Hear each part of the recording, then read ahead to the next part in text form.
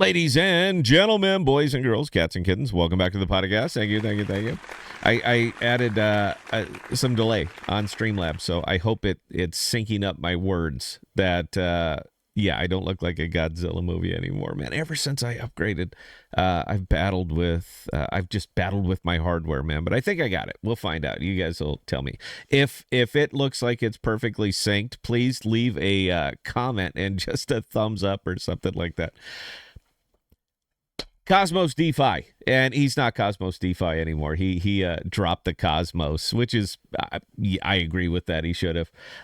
But he and I have a lot of we have a lot of conversations offline. We don't really do it there. And when we go live, man, we're just pounding the desk and just having a good time. But we have a lot of very, very long conversations. And it's nice when you're actually talking to somebody who is also so far ahead of everybody else. Now, it's not particularly from an investment standpoint. Look, man, crypto more or less is a game out here anymore, and it's devs trying to figure out how to get money from investors trying to figure out how to get money from other investors, chasing pumps, chasing narratives, and all this other silly stuff. That's more or less the crypto world that we live in now. The fix is actually right there in front of you, and it comes back to comments that I get constantly whenever I start talking about DePIN, which is decentralized physical infrastructure.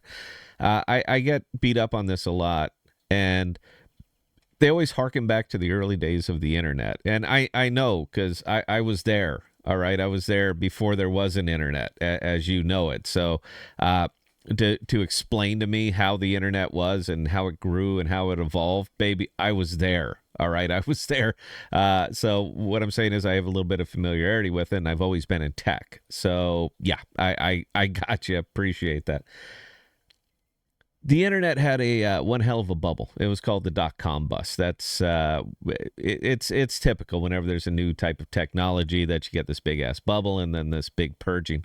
And we had it back in 2001, and it was called the .com bust. You might have heard about it. I was there for that. It was new. It was fresh. It was unique. Everybody wanted in. It had every single sign of a mania. But I didn't know what a mania was at that time. I didn't know what FOMO was. I didn't know about the Nash equilibrium. I didn't know about any of those things. So I managed to lose $1 million in 3 days, just like that, gone. And I wasn't the only one. There were tons of us who just got absolutely massacred from that. But we learned. And you know, once you learn a hard lesson like that, man, you're gonna you're not gonna repeat that one. So along comes crypto, and 2021, 2022, again, showing all the signs of an absolute mania. Everything up, everything pumping, hurry, Lambo overnight, all that other stuff. Silly young crypto devs that have no idea what the hell a bubble even is, but they're living in it and over leveraging themselves and just doing everything wrong that you could possibly do wrong, and they did. So you bring it to where we are now. Now, one of the funny things whenever you come out of a bubble is something always seems to happen, and it happens regularly. It's these incredibly complex financial products that people dream up that are given the illusion of massive wealth in a short amount of time, but they're not true. You're just trying to get people back into the bubble mindset, and it fades. It fades. It always does. It always has. It always will. The next bubble, it'll be the same damn thing. So you kind of got to start looking and figuring out what's next. Now, what's next is actually happening right now. I know we built one app. I will release it whenever the hell that I want to release it. It is a simple mobile data storage app that moves data from your phone and it moves it onto Jackal. Private, secure, safe, cheap, everything. It is leagues better than anything else that happens to be out there right now. And knock yourself out and hope you use it, and you're welcome. But all we did was basically abstract away the web3. Now, as far as the evolution of cryptocurrency and of blockchain technology, I don't really care about cryptocurrency. I do care about blockchain technology.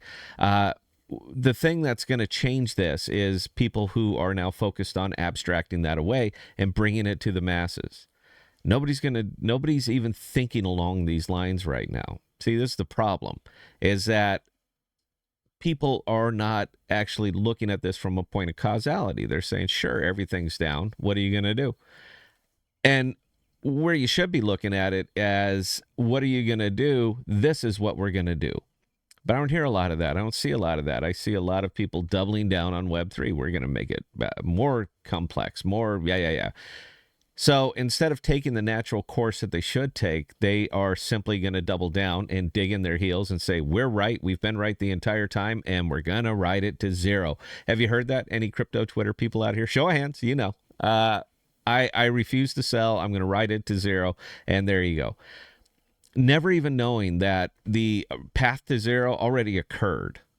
It already happened. All right, you're just riding it down into the ethers to put the badge on your shirt that says, "Yeah, man, I was absolutely right. I rode it to zero, but boy, I'm proud to do it. What a ride, good experience, and let's do it again." So they're not doing that. You're going to have to abstract away the Web3, man. That is it. All right. This large, massive influx of cash that's supposed to be coming over here to crypto, or it's particularly in the alt world, it's not coming. All right. If it was, it would have already been here. Bitcoin hit 73,000. Pure mania again and again and again. But Bitcoin hit 73,000 and alts did nothing. So you can't sit there and just sit on your hands and say, yeah, but someday. We just got to wait, just got to hold, just got to buy, just got to believe, particularly if you're on any kind of L1 that has any kind of validator, because that money train right there, making it rain on the validators, that never stops. So while you're buying, holding, believing, and waiting, you're getting absolutely flatlined out. Here's what you're going to want to look for. I've already committed. My money is where my money is, and I'm not changing because I'm 100% right about this.